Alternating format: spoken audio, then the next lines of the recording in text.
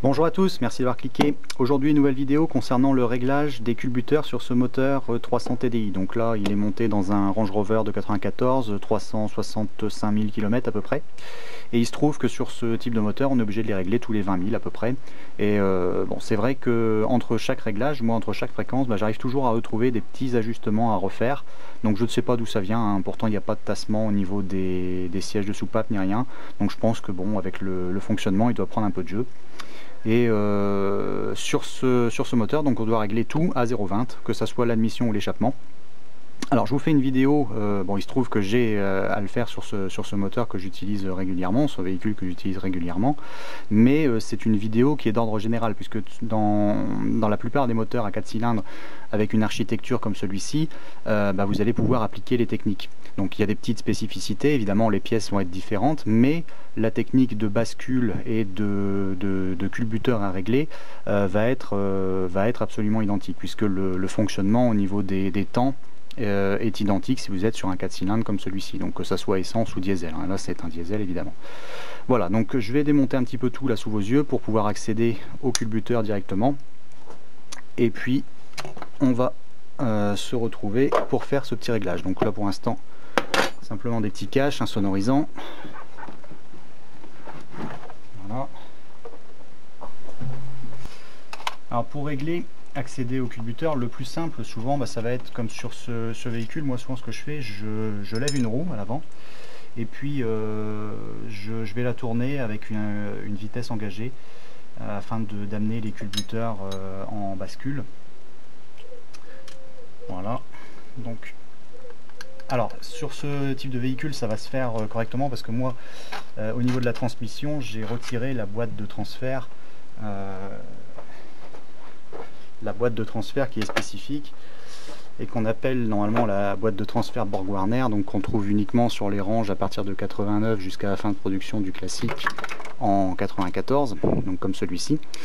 Et moi je l'ai remplacé par une boîte qu'on trouve plus sur les Discovery ou les Defender, donc une LT 230 avec un blocage central qui va être intégral, contrairement au système qu'on trouve d'origine avec un système à glissement qui arrive à, on va dire, un blocage partiel que je n'aimais pas du tout, avec une chaîne, enfin une source d'emmerde pas possible avec les kilomètres, hein. Bon sinon c'est très très doux, mais à l'usage moi j'ai plus besoin d'un blocage, parce que le principe du système Borg-Warner, pour la petite aparté, hein, puisque là je suis en train de démonter en même temps, c'est que le Borg-Warner, il fallait avoir un échauffement du liquide qui est contenu dans qui est contenu dans la boîte, au niveau d'un petit flasque scellé en usine, qui était donc qui contenait des disques qui venaient s'imbriquer les uns dans les autres et pour retrouver une traction. Mais bon, le problème c'est que quand vous arriviez à l'échauffement, vous étiez déjà bien planté, donc c'était efficace, mais il était déjà trop tard, quoi. Que là on a un système à blocage manuel, donc on choisit et on peut l'engager et on est bloqué à 100%. Donc là on a le pont avant et pont arrière qui est entraîné à la même vitesse, donc ça c'est très pratique. Voilà, donc on va démonter ça, 1, 2, et le troisième là-bas je vais galérer un peu plus, on se retrouve tout de suite, hein.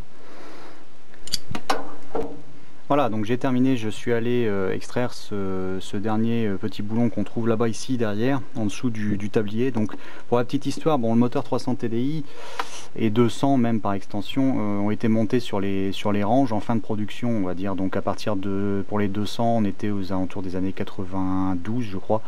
À cheval on trouvait également encore le 2,5 litres VM. Et le range lui n'avait pas été prévu pour recevoir ce type de moteur au départ, mais bon, avec le VM et puis toute la publicité qui en a découlé, ils ont opté pour ce type de moteur. Donc vous voyez au niveau du tablier ici, il a été légèrement modifié, et puis bon, pour aller régler le dernier des culbuteurs, bon c'est du sport. Sous le capot du Discovery ça pose pas du tout de problème, et sous le capot du Def non plus. Voilà, bon, donc bon, moi c'est pas un désagrément qui est si important que ça. On arrive à vivre avec. Alors petite technique aussi là pour défaire ce type de cache-culbut. Donc là on est sur de l'aluminium, n'y allez pas en mode bourrin avec un marteau en acier ni rien. vous travaillez toujours voilà, avec des marteaux, soit en caoutchouc ou alors en petit plastique comme ça, juste pour lui décoller, venir le faire parler. Voilà, et vous voyez, ça vient tout seul. Donc là, on va le dégager tranquillement. On risque de galérer un petit peu parce que là-bas, avec le tablier, on n'a pas beaucoup de place. Voilà, donc j'ai fixé la caméra par le dessus afin qu'on puisse bien mieux localiser et voir le travail au fur et à mesure. Donc là on a l'ensemble des culbuteurs qui sont visibles. Donc la première des choses, ça va être de les repérer, admission, échappement, afin de savoir comment faire pour les régler. Donc là ici sur ce moteur, on en trouve donc 8 soupapes, hein, 1, 2, 3, 4, 5, 6, 7, 8 ici. Les culbuteurs qui sont ici, les tiges sont ici en dessous, et on a notre écrou enfin notre vis et notre contre-écrou ici. D'accord? Donc on va localiser par piston. Donc on a un piston ici, un deuxième là, un troisième là, un quatrième ici. Donc on a un 4 cylindres. Et on a à chaque fois donc une soupape d'échappement, comme ici, puisqu'on a le conduit d'échappement qui est là. Et l'admission. Donc là, l'admission est ici. Donc on dessert avec l'admission ici, on le voit bien à travers la culasse. Ces deux-là sont des admissions. Donc échappement, admission, admission, hop, échappement, échappement, admission, admission, échappement. Voilà, alors le principe pour savoir comment régler, eh bien il faut qu'on obtienne sur ce type de moteur toujours 9. Alors ça va être très simple, par exemple on va avoir ici, je vais tourner la roue et on va en avoir un qui va se baisser, donc là je sais que ça va être celui-ci par exemple, parce que je vois au niveau timing, je sais où on est. Donc celui-ci va se baisser, on est sur le deuxième, on est sur une soupape d'admission, donc 2. Pour obtenir 9, il faut en rajouter 7, donc on va compter 1, 2, 3, 4, 5, 6, 7, celui-ci va être à régler quand celle-ci va être en pleine ouverture. Voilà, donc vous allez comprendre, et je vous remettrai un petit tableau pour les correspondances. Donc il faut obtenir toujours le chiffre 9. Hein, donc si on a par exemple le 1 qui est baissé à fond, eh bien on va devoir régler le 8. Hein, donc là on est sur le 1 échappement, on va régler le 8 échappement ici, quand le 1 sera en pleine ouverture. Si on est sur le 4, eh bien on va régler le 5. D'accord, donc à chaque fois on obtient 9. Voilà, donc on va le baisser, je vais vous montrer.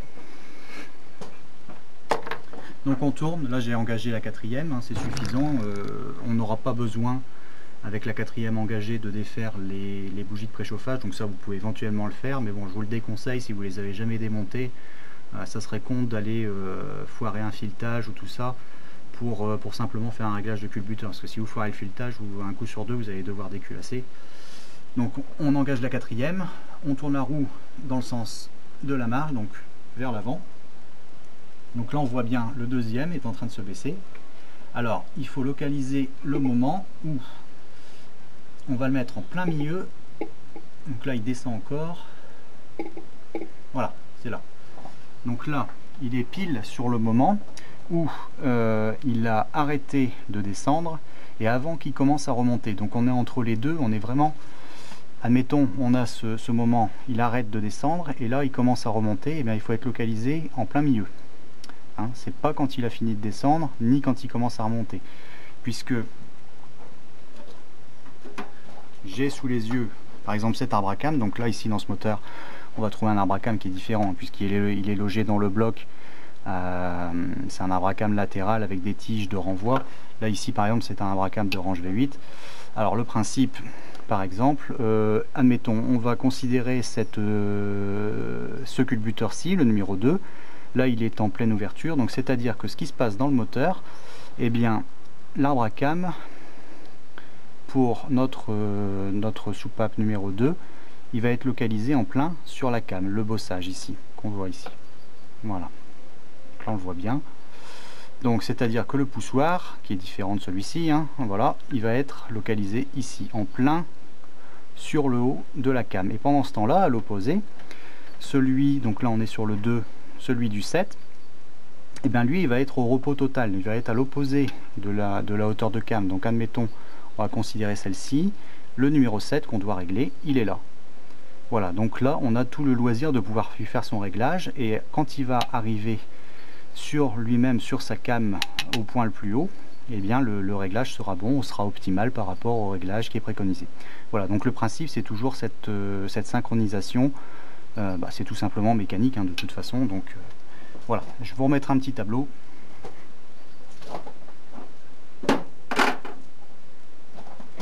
Et pendant ce temps-là, on va faire le réglage. Donc là, on a le 2 qui est baissé à fond. Donc on reprend. On a notre culbuteur numéro 2 qui va être baissé à fond. Ici. Donc on va régler le numéro 7 qui est ici. Alors le principe, ça va être de passer notre petite cale. Donc utilisez toujours un jeu de cale de qualité.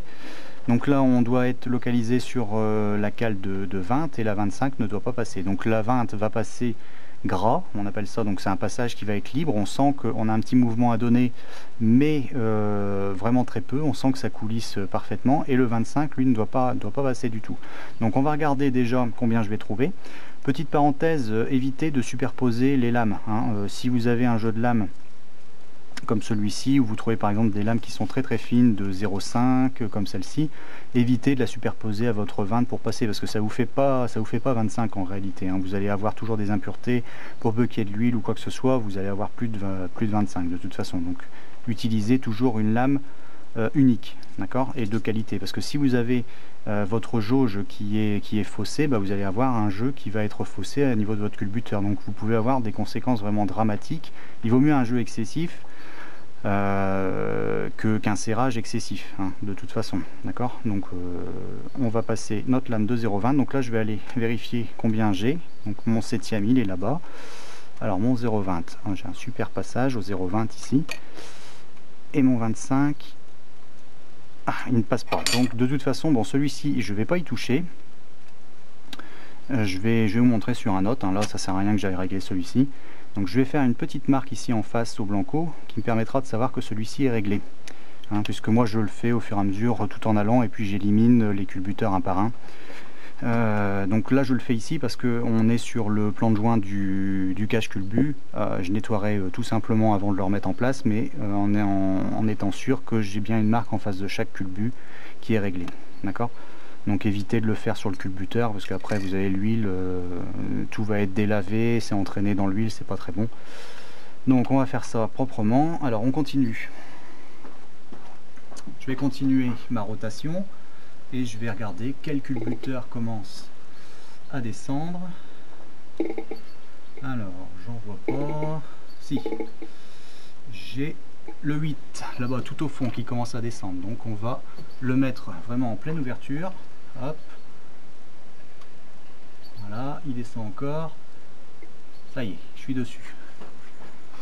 Ça tombe vraiment bien parce qu'on va être pile en face au niveau de la caméra. Donc le 8, échappement en pleine ouverture. On va régler le 1 tout de suite. Alors on va regarder combien on obtient.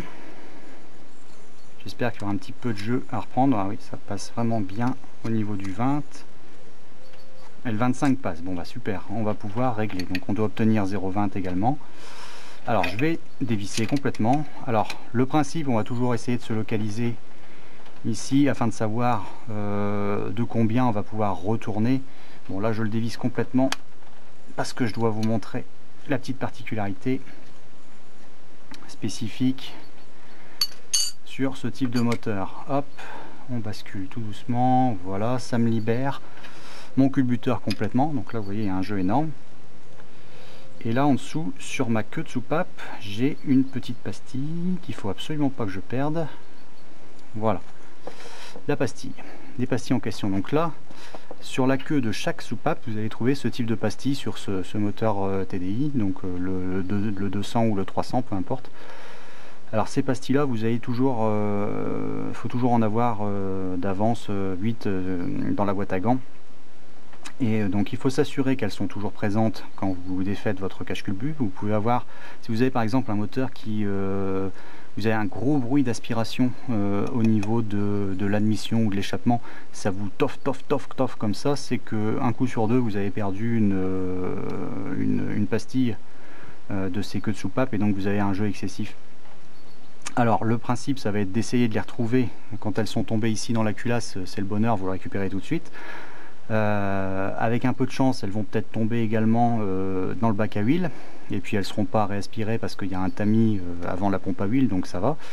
Et le gros problème, ça va être quand ce type de petite pastille très dure va se loger par exemple dans les trous qu'on trouve ici. Donc vous pouvez avoir des pastilles qui vont venir bloquer au niveau de votre fonctionnement pour les poussoirs, par exemple sur l'arbre à cam latéral qui est monté ici dans le bloc en dessous. Donc là c'est vraiment galère, là vous allez être obligé de déculasser, enfin c'est un démontage pas possible, donc évitez d'avoir à perdre ces petites pastilles avec un jeu excessif. Voilà, donc faites un petit réglage de temps en temps, ça fait pas de mal du tout. Donc moi je vais la remettre en place et donc vous vous assurez qu'elle est vraiment toujours en bon état. Il ne faut pas qu'elle soit martelée, creusée, cisaillée, il faut qu'elle soit vraiment bien lisse. On va la remettre en état et puis prenez-en toujours de qualité. Mais bon, qualité je sais pas trop ce que ça veut dire parce que j'en ai pris une fois même de estampillé de la marque. Et puis 5000 km plus tard, j'ai dû remettre des pastilles que j'avais d'avance d'occasion d'un autre moteur. Donc là, hop, on va régler notre butée. Donc utilisez un petit homme-pouce comme celui-ci bien large pour bien prendre donc les bons outils hein, toujours. Hein, je vous ai fait des vidéos concernant les bons outils, il faudra que je continue d'en faire. Vous ne pouvez pas faire un bon travail si vous n'avez pas des bons outils, c'est pas la peine. Voilà, donc on va venir régler. Là on est au contact, ça me paraît un peu excessif, on va le mettre là, on va le serrer et donc il faut qu'on ait un jeu. Donc là c'est trop serré, c'est pas la peine, ma lame est complètement compressée, donc on va le défaire légèrement, on revient un peu en arrière comme ici, on bloque, pas comme un ours, ça sert à rien non plus, toujours excessif, ça doit pas être mal là. Voilà, 0,20, le 25 ne passe pas, donc on va le bloquer là. Voilà, donc je bloque ici et on revérifie. Voilà, donc mon 20 passe bien gras et le 25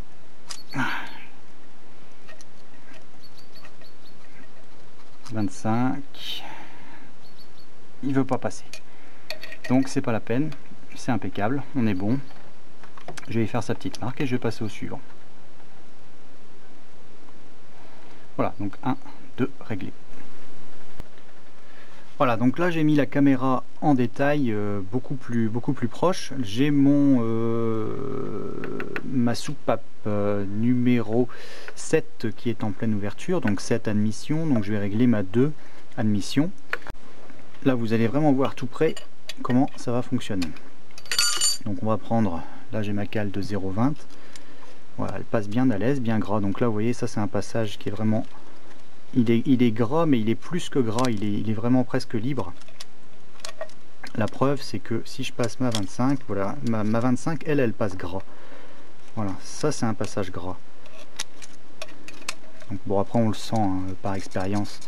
Voilà, ça c'est un passage gras, mais je suis à 0,25 alors que je devrais être à 0,20. Donc on va faire un petit réglage. Là où vous voyez vraiment tout près comment ça fonctionne. On a vraiment tout ça en détail. Voilà. Donc j'avais localisé ma petite vis. Je sais que je vais devoir lui en mettre un tout petit peu. Alors, on va la débloquer. Voilà. Et on va l'emmener là. Voilà. Alors je vérifie. Là j'ai toujours mon passage gras. Mon 25 est toujours gras aussi. Donc je vais devoir la serrer davantage. Voilà, on va le mettre là. Donc là c'est vraiment un jeu de patience, hein. Je vous dis, là j'ai fait tous les autres en attendant, là pendant la pause. Là voilà, on est bien là. Là le 25, il passe encore. C'est vraiment un jeu de patience, et alors le plus galère à faire c'est celui qui est là-bas avec le tablier, on est bien gêné. Quelquefois je passe 10 minutes rien que pour en régler un, ça va. Je mets le même temps pour régler le dernier là-bas que la totalité des culbuteurs, parce que quand vous avez l'habitude, après ça va relativement vite, en 20 minutes normalement on a fait le tour. Voilà, là c'est un beau réglage, bien gras, et le 25 il passe pas, voilà. Donc là on est bien d'accord. Voilà, ça c'est un bon réglage. Donc il y a vraiment un chouïa. Donc je vérifie mon blocage, on est bon. Mon 20. Ma lame de 20 elle passe très très bien, et le 25 il veut pas y aller. Voilà, donc là c'est fait, on continue. Une petite marque et j'ai quasiment terminé. Il me reste plus que celui-ci à faire et j'ai terminé. Voilà, mon réglage est complètement terminé. Donc vous pouvez remarquer, c'est que j'ai refait un point, un deuxième point à côté de chaque point. Donc ça, c'est parce que j'ai revérifié. Moi, j'aime bien revérifier mon travail à la fin. Et puis de toute façon, comme on fait des réglages, eh bien, il y a toujours un petit peu à reprendre. Donc là, je suis vraiment certain de moi. J'ai tout revérifié une deuxième fois.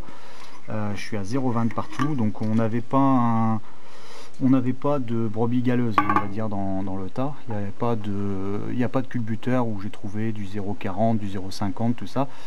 Pas de problème, au maximum on était à 25, voire un tout petit peu plus, donc rien de bien méchant. Mais bon, le réglage est fait tous les 20 000 maxi sur ce moteur. Voilà, donc 365 000, je pense qu'on va pouvoir le conserver encore un petit peu, hein. Donc je vais regarder parce qu'on manque un petit peu de pêche quand même. Donc je pense que le kilométrage est là. Et puis je vais regarder également mon turbo s'il souffle vraiment comme il faut. Enfin bon, de toute façon, après les moteurs TDI c'est un peu asthmatique quand même. Faut pas s'attendre à des merveilles avec ce type de moteur. Et puis tout ce qui est diesel, de toute façon, après on s'amuse à toucher aux pompes d'injection, tout ça, mais bon, on a un petit peu on peut avoir des phénomènes de chauffe ou tout ça qui vont arriver.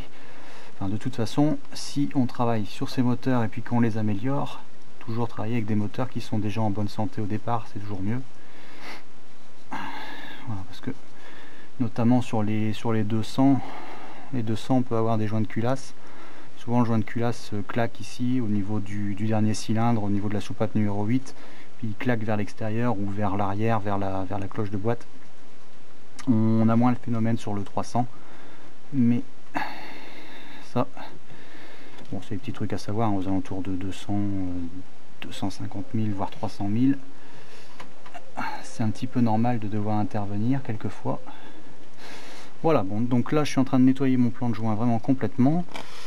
Et là j'ai mon cache-culbut qui est ici, hein, donc il est en très bon état. Alors éventuellement vous pouvez avoir à changer le joint de cache-culbut. Bon là je l'ai renettoyé, il est vraiment en parfait état, c'est complètement idiot d'aller le changer puisque mon plan de joint nettoyé, mon joint de cache-culbut en bon état, je vais avoir une étanchéité qui va être bonne. De toute façon ça va être revérifié d'ici très peu de temps.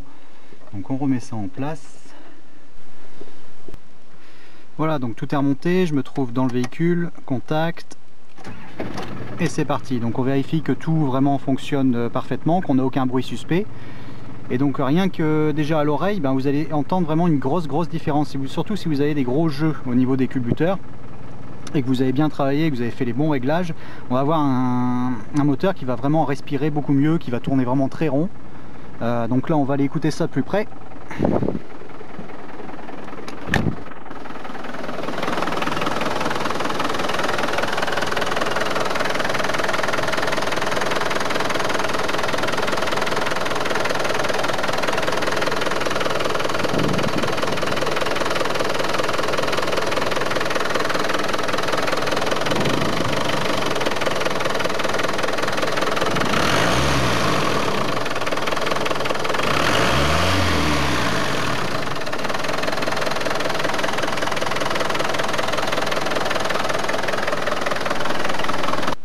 Voilà, donc je suis parfaitement content de moi, hein. J'ai un moteur qui tourne vraiment rond, je suis même allé l'essayer là tout à l'heure, donc tout fonctionne vraiment parfaitement. Et puis surtout je l'avais essayé et j'avais fait ce petit réglage parce que j'avais un petit manque de puissance. Alors il s'avérait qu'après le réglage, bon, j'ai eu un tout petit mieux, mais pas vraiment flagrant. Et donc comme toujours en mécanique, toujours commencer par les choses les plus simples quand on veut régler un problème, jamais penser au pire, hein. Vous avez souvent des diagnostics comme ça qui sont posés, qui sont complètement faux, puisque vous avez des personnes qui partent dans des délires mécaniques, on va dire, qui sont déraisonnés. Donc là j'avais un problème de puissance et puis dans le sens, j'ai réglé parfaitement mon moteur pour être certain de son rendement, et puis je me suis occupé de l'arrivée de carburant. Donc je me suis occupé des filtres et il s'avérait que mon filtre était colmaté, mon fil de carburant, puisque je m'en suis pas soucié depuis un petit moment. Et puis il y avait peut-être un petit peu de laisser aller aussi au niveau de l'entretien, au niveau des filtres. Enfin, surtout ce filtre à carburant. Donc là sur ce modèle vous avez un filtre ici qui est monté ici dans le compartiment moteur, avec la petite pompe montée directement sur le bloc qui se charge de mettre en pré-pression avant la pompe à injection qui est située ici. Et sur ce type de véhicule, on a aussi un filtre décanteur. Donc là, c'est uniquement un petit bol qui est situé sur le châssis entre le réservoir et cette pompe, et qui va permettre à l'eau de rester au fond. Donc on a une petite vis de purge qui casse souvent. Donc moi, je modifie les bols avec je modifie cette petite vis de purge et je refais un système, je refais un taraudage avec une vis à pas métrique, et puis je remets une petite rondelle en cuivre afin de ne pas avoir de problème là-dessus. Donc voilà, donc j'ai changé le filtre, je suis allé de nouveau l'essayer et là j'ai retrouvé ma pleine puissance. Alors puissance toute relative évidemment, hein, sur un TDI, c'est pas un V8. Mais bon, au niveau consommation, j'en ai déjà parlé dans les vidéos, on est à 8 litres, 8 litres 2, 8 litres 5 maximum, ce qui est vraiment très correct pour un véhicule qui fait quasi 2 tonnes. Vous pouvez embarquer de la charge, faites un plein, vous descendez jusqu'à Marseille sans problème, hein. Donc là, le véhicule avait été acheté de toute façon neuf en concession à l'époque, il n'a jamais été restauré, toujours entretenu, et il en a toujours fait 8 litres, 8 litres 5 avec. Et puis si je veux descendre au Sahara et surtout remonter, je peux demain, il n'y a aucun problème. Voilà, donc il me le rend bien. Donc c'est pour vous dire vraiment qu'au niveau de l'entretien, il faut avoir quelque chose de suivi. N'hésitez pas à faire des entretiens réguliers. Des véhicules où on voit les annonces, par exemple, des personnes qui disent « Ah, j'ai jamais rien fait sur mon véhicule », tout ça, bon vous pouvez vous attendre à devoir tout faire un jour, malheureusement. Il vaut mieux un véhicule qui soit très kilométré comme celui-ci par exemple, parce qu'on approche quand même les 400 000, mais qui soit parfaitement entretenu. J'ai plus confiance dans un véhicule comme ça qu'un véhicule où on va être à 200 000 où jamais rien n'a été fait. Voilà, donc n'hésitez pas à laisser peut-être un petit commentaire, votre vécu par rapport à ça. N'hésitez pas à vous abonner, suivre les vidéos. Et puis on se retrouve bientôt. Bonne chance pour vos réglages, je vous ai remis tous les liens. Donc n'hésitez pas à le faire, à vous lancer. C'est quelque chose d'un petit peu plus poussé que les vidéos précédentes avec des simples entretiens de vidange, de changement de filtre ou de changement de bougie. Mais c'est le b.a-ba de la mécanique et bon, si vous êtes bien équipé, il n'y a pas de raison de ne pas se lancer. Allez-y vraiment tranquillement, prenez votre temps et puis tout se passera bien. A bientôt pour d'autres vidéos. Merci, bonne route et bon courage.